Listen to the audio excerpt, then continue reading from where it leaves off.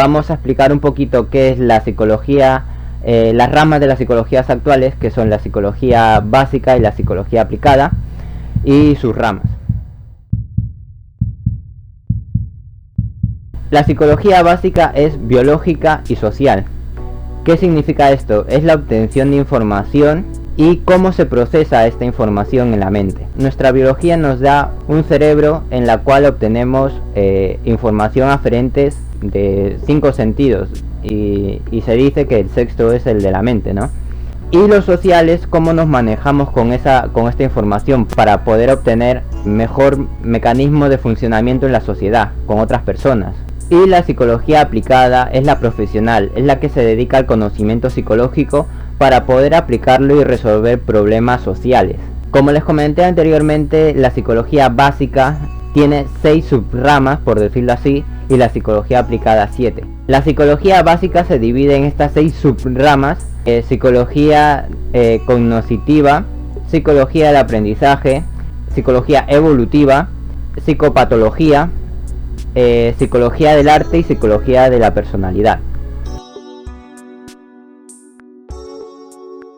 La psicología cognitiva se dedica al estudio de los procesos mentales para obtener conocimiento. Por ejemplo, con la experiencia, con el lenguaje, con el pensamiento. La psicología del aprendizaje es el estudio de los procesos adaptativos y de los cambios más o menos perdurables o permanentes, haciendo que el individuo pueda aprender con estos cambios relativos de información o de práctica. Los ejemplos que se dan en este tipo de psicología es cómo interiorizas la información que obtienes de tus sentidos y luego cómo los procesas. Así surge una serie de cambios y que, bueno, no todo el mundo aprende porque no lo interioriza, o como se suele decir, ¿no?, que te entra por un oído y te sale por otro oído. No te adaptas a la nueva información, o directamente puede ser todo lo contrario, ¿no?, que puedas aprender de golpe por una enseñanza de un umbral que te puede hacer cambiar el tipo de pensamiento o el tipo de manejo de esa información, de perspectiva, ¿no? Dentro de esta rama es muy interesante porque hay 4 tipos de personalidades. Por ejemplo, en este primer tipo, de las personas que saben que no saben, son las personas que suelen tener baja autoestima, que en realidad sí saben, pero por timidez o por miedos no explotan todo su potencial. El segundo grupo, que serían los que no saben que saben, serían los ignorantes sanos, por decirlo así, ¿no?, las personas inocentes. Luego están las personas que no saben que no saben. Esas personas suelen ser muy cerradas, no tienden a la reflexión y suelen decir que lo saben todo. Es imposible saberlo todo, porque hay tantos conocimientos y tantas ciencias y tanto conocimiento a lo largo de la humanidad, escrita y no escrita, que es imposible saberlo todo. Este tipo de personas suelen ser como que egoístas, cerradas. Todo el mundo intenta como que explicarles o que hay mejores soluciones y se cierran, que se quedan solo en un punto de vista, en una perspectiva, y creen que solo es ese punto de vista, y no es así. Y por último están los que saben, que esos ya son los expertos, son los que encajan o complementan los 2 primeros, pero en la forma positiva, ¿no?, que les funciona tanto teórica como prácticamente. Hasta sin querer les sale todo bien. Son los expertos, los capos, por decirlo así, que son conscientes de su inteligencia. Prosiguiendo con las explicaciones de los tipos de psicología, la psicología evolutiva se dedica al estudio de las diferentes etapas de la persona para el crecimiento y desarrollo de la psique, de la mente, durante toda la vida de una persona. En este caso, por ejemplo, pueden ser psicologías aplicadas exactamente a rangos de edades, por ejemplo, niños, bebés, adultos mayores. En años anteriores, normalmente se estudiaba, por ejemplo, la mayoría de edad o la madurez intelectual o mental, que se aplicaba a los 18 años. Ahora, actualmente hay estudios los cuales la juventud o la maduración del cerebro se puede alargar hasta los 24, incluso 28 años. Entonces van cambiando los estudios y las estadísticas.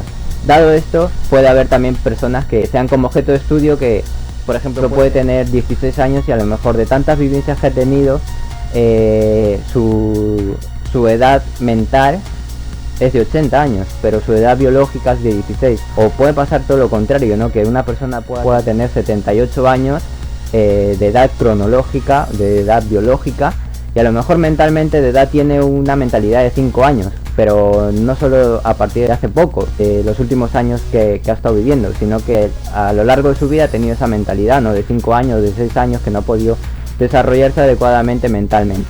El siguiente punto es la psicopatología, que se centra en el estudio de anormalidades de la conducta o trastornos de personalidad desde una metodología descriptiva. ¿Qué significa esto o qué ejemplos podemos poner? Hay una serie de límites. De aquí a aquí son los límites de una personalidad sana, de una personalidad funcional. Pero de aquí a aquí, digamos que esta parte de aquí son las anormalidades o los trastornos, los cuales no deja ser funcional, no le deja progresar en la vida, para poder tener una vida acorde en tanto realidad como imaginativa, ¿no? Hay que llevar con sutileza y con mucha precisión, porque podemos confundir un trastorno con otro. Son detalles que hay que explicarlos exactamente para no confundir uno con otro, porque pueden ser parecidos pero en realidad son completamente diferentes. Entonces explicaré un poco cuáles son los nombres de estos trastornos y qué grupos hay, y en otro vídeo, como les digo, voy a extenderme un poquito más para entender qué tipo de trastornos hay y a ver si también estamos trastornados, que suele pasar, ¿no? Se diferencia también de los niveles, porque hay, como cualquier otra enfermedad, ¿no? Niveles leves, moderado o severo, ¿no? Entonces no todos solo son porque sean trastornos significa que ya está mal de la cabeza y todo eso, no. Normalmente podemos salirnos de esas rayas, esos parámetros que estaba explicando, pero claro, no es lo mismo uno leve que uno moderado que uno severo, ¿no? Que es ya como que menos funcional es esa persona, ¿no? Hay 3 grupos de trastornos: el tipo de trastorno del grupo A, tipo de trastorno B y tipo de trastorno C. En el grupo de trastornos de tipo A se conforman por los trastornos paranoide, el tipo de trastorno esquizoide y el tipo de trastorno esquizotípico. Este tipo de trastorno se centra o se caracteriza por pensamientos o comportamientos de tipos egocéntricos o extraños. En el grupo B se encuentran 4 tipos de trastornos. El tipo de trastorno antisocial, ojo, no confundan antisocial con asocial, no es lo mismo. El límite, el histriónico y el narcisista.